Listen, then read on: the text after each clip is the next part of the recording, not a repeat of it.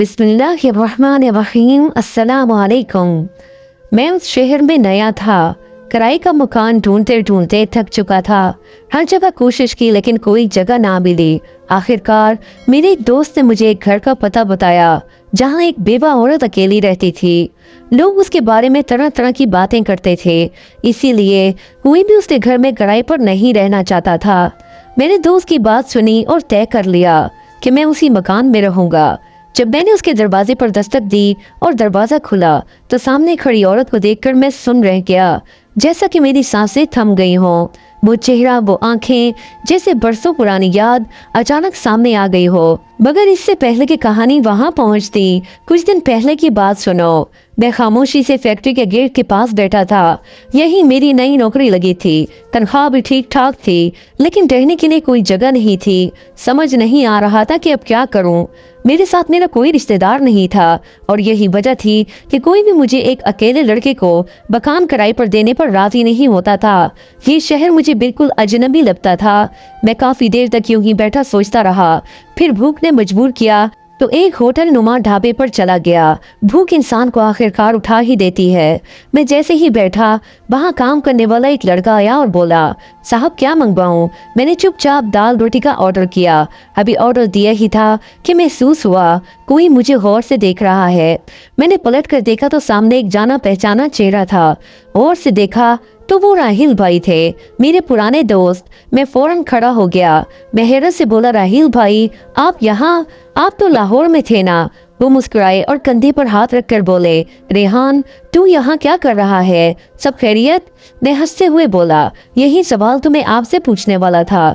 वो बोले, यार लाहौर में कारोबार बंद हो गया था तो सोचा कराची आकर नया काम शुरू करता हूँ। अल्लाह का शुक्र है सब ठीक चल रहा है।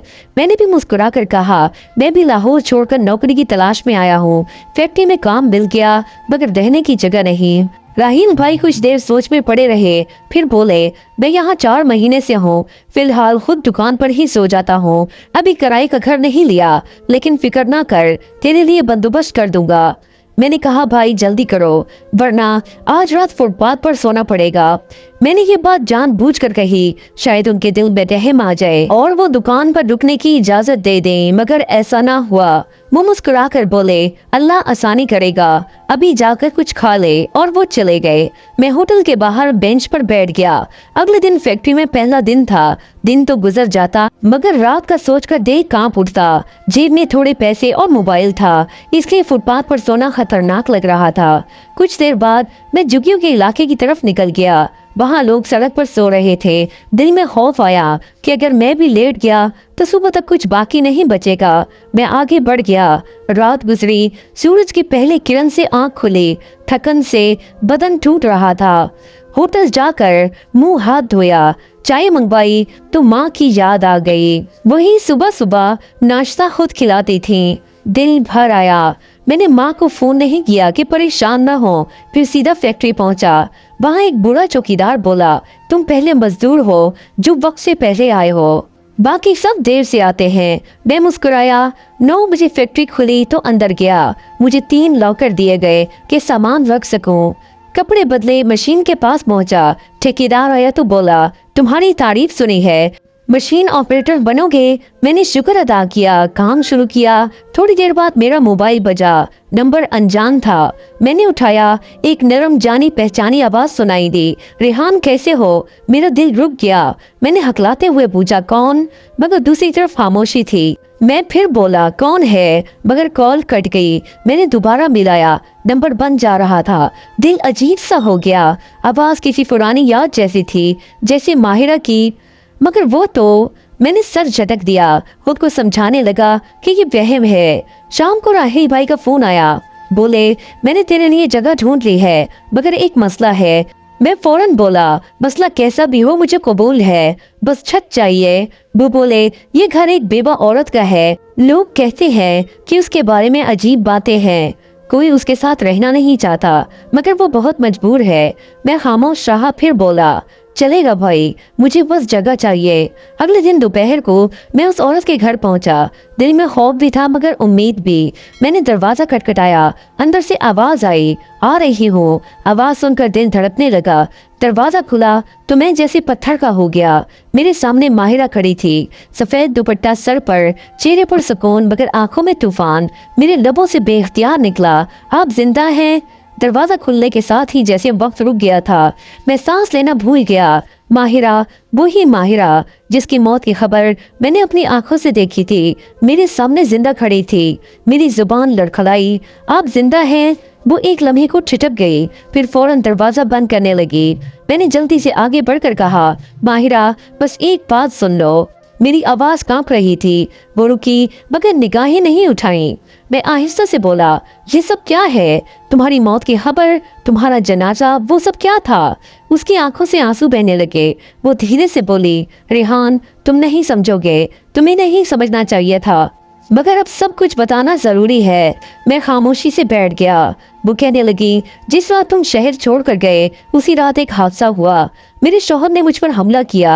मैंने अपनी जान बचाने के लिए धक्का दिया और वो गिरते ही दम तोड़ गया। मैं खौफजदा थी। मेरे अपने भी मुझसे पीछे हट गए।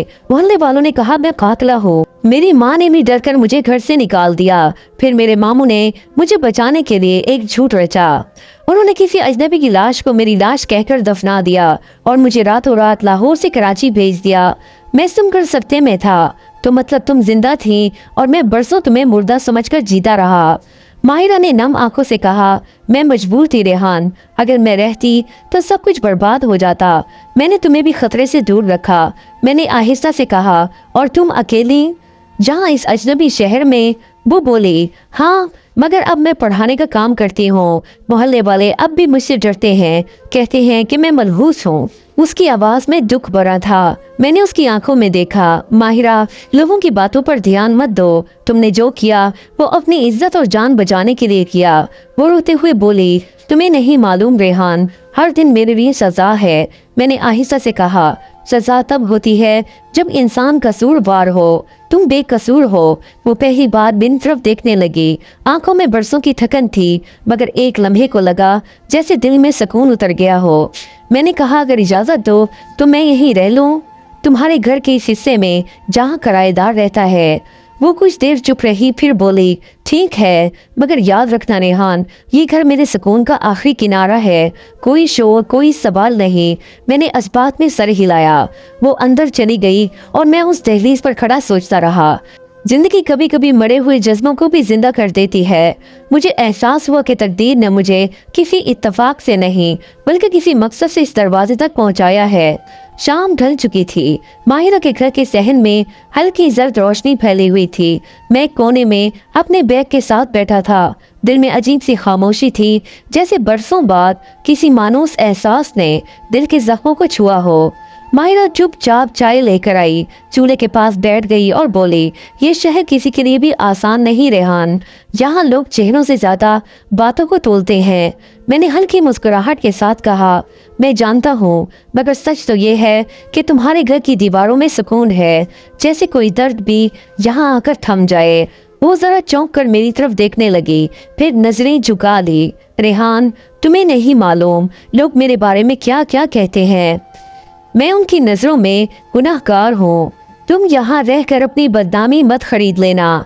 मैंने नरमी से कहा, लोगों का काम कहना है, मेरा काम सच पे कायम रहना है। माहिरा की लबों पर हल्की कपकपाहट आई, जैसे कोई बात दिल में दबा कर रह गई हो। वो उठकर जाने लगी तो मैंने कहा, माहिरा एक बात पूछूं?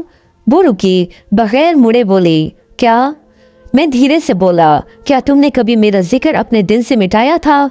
लम्हा भर को वो ठिठक गई, फिर बहुत आहिस्ता से बोली, कुछ यादें दिल से नहीं निकलती रेहान, चाहो तो भी नहीं, मगर कुछ हकीकतें इतनी तल्ख होती हैं कि इंसान उनसे नजरें चुरा लेता है। मैं चुप हो गया। सिर्फ चाय के बर्तनों की खनक सुनाई दे रही थी। उस रात में देर तक जागता रहा। बाहर बारिश शुरू हो गई। बूंदों की टपक में पुरानी यादें जाग उठी। याद आया जब हम गांव की नदी किनारे बैठकर ख्वाबों की बातें किया करते थे। वो हंसती थी तो दिल जैसे रोशनी से भर जाता था। मगर आज वो रोशनी आंसुओं में छुप गई थी। सुबह फैक्ट्री जाना था, मगर दिल कहीं और अटका था। अगले दिन माहिरा ने दरवाजा खोला तो चेहरे पर मामूल की थकन थी। मैंने कहा, मैं आज देर से आऊंगा, काम ज्यादा है। वो बोली, अपनी फिक्र करना, ये शहर किसी का नहीं होता। मैंने मुस्कुरा कर कहा, फिर भी कुछ रिश्ते ऐसे होते हैं जो शहर बदलने से नहीं बदलते। वो खामोश रही, मगर मैंने उसकी आंखों में एक लम्हे को वही पुराना लम्स देखा, जैसे दिल कह रहा हो, रेहान तुम वापस आ गए हो और शायद अब मेरी जिंदगी भी थम जाएगी। अगले चंद दिन यूं ही गुजर गए। मैं सुबह फैक्ट्री चला जाता और रात को वापस आता। माहिरा अक्सर शाम के वक्त सहन में बैठकर बच्चों को पढ़ाती। उसकी आवाज में अजब ठहराव था, जैसे हर लफ्ज दुआ बनकर निकलता हो। मैं कमरे से सुनता रहता, कभी कभी चाय देने के बहाने आंगन तक चला जाता।